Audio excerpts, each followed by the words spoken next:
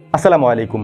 আজকে আপনাদেরকে এমন একটি তথ্য দিব যেটা শুনলে বা জানলে আপনি নিজেও অবাক হবেন। আপনি যদি ইউটিউবে কোরআন তেলাওয়াত শুনে থাকেন তাহলে এই ভিডিওটি আপনার জন্য সতর্কতামূলক।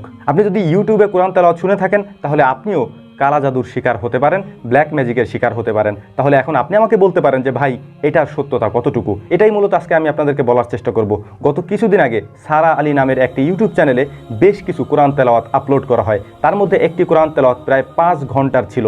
ওই কোরআন তেলাওয়াতটি নিচে লেখা ছিল যে এই কোরআন তেলাওয়াত শুনলে আপনার নিশ্চিত ঘুম আসবে, এবং আমরা অনেকেই এই কাজটি করে থাকি। কোরআন তেলাওয়াত চালিয়ে দিয়ে ঘুমিয়ে যাই, বা আমাদের যখন ঘুম না আসে তখন আমরা এই কাজটি করি বা বাসায় চালিয়ে রাখি।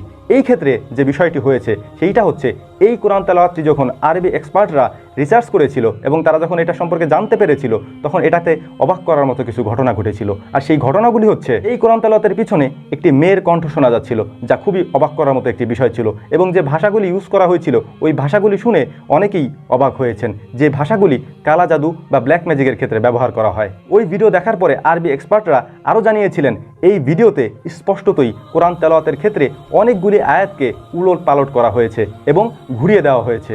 আর এক্ষেত্রে স্পষ্টতই এই ভিডিও যারা দেখবে তারা কালা জাদু বা ব্ল্যাক ম্যাজিকের শিকার হবেন। এখন অনেকেই প্রশ্ন করতে পারেন যে এরকমটা তো হতেই থাকবে, কারণ তারা তো থামবে না, এবং অনেক মুসলমানেরা আছেন যারা এটা শুনতে থাকবে, তারা এটা বুঝবে না। তাহলে তাদের করণীয় কি? আপনাদের উদ্দেশ্যে আমার একটা পরামর্শ থাকবে, আর সেইটা হচ্ছে, আপনি যদি পবিত্র কোরআন ইউটিউবে শুনে থাকেন তাহলে অবশ্যই এমন কোনো নির্দিষ্ট চ্যানেল থেকে শুনবেন যেখানে আপনি এটা নিশ্চিত হতে পারবেন যে তারা এরকমটা করবে না, বা মুসলমানদের কোনো চ্যানেল থেকে শুনতে পারেন।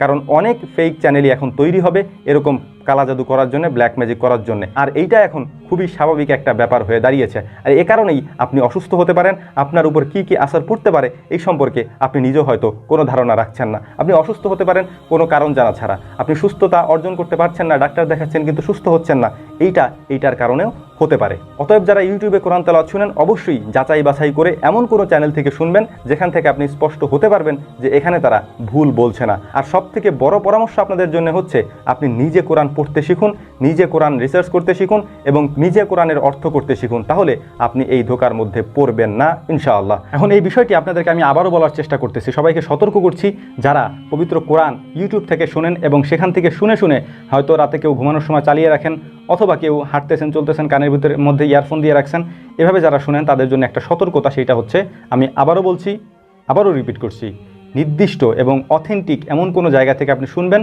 যেটা একেবারে 100% পিওর, যেখানে কোনো জিনিস মিলানোর কোনো সুযোগ থাকে না। যেমন হারামাইন শরীফের তেলাওয়াত আপনি শুনতে পারেন, এবং সৌদি আরবের আব্দুর রহমান সুদাইসের তেলাওয়াত আপনি শুনতে পারেন। এবং অবশ্যই খেয়াল রাখবেন ব্যাকগ্রাউন্ডে যেন একেবারে ফ্রেশ থাকে, কোনো কিছু না থাকে। এই বিষয়গুলি খুব সতর্কতার সাথে শোনার চেষ্টা করবেন, কারণ আপনি যদি এর দ্বারা ব্ল্যাক ম্যাজিকে আক্রান্ত হন তাহলে এটা থেকে বেরিয়ে আসতে আপনার যুগ যুগ লেগে যেতে পারে, আপনি নাও বেরিয়ে আসতে পারেন। এটা এমন একটা কঠিন জিনিস। আশা করি এই বিষয়গুলি আল্লাহ তাআলা আমাদেরকে বোঝার তৌফিক দান করবেন, এবং এ ধরনের ফিতনা থেকে আল্লাহ তাআলা আমাদেরকে বেঁচে থাকার তৌফিক দান করবেন, এবং সবাইকে আল্লাহ তাআলা তার নিজ কুদরতের মাধ্যমে হেফাজত করবেন ইনশাআল্লাহ। এই বিষয়গুলি আল্লাহ তাআলা আমাদেরকে বোঝার তৌফিক দান করুন। ওয়া মা তৌফিকি ইল্লা বিল্লাহ, নাসরুম মিনাল্লাহি ফাতহুন কারীব, ওয়া আখিরু দাওয়ানা আনিল হামদুলিল্লাহি রাব্বিল আলামিন। আসসালামু আলাইকুম ওয়া রাহমাতুল্লাহি তাআলা ওয়া বারাকাতুহু।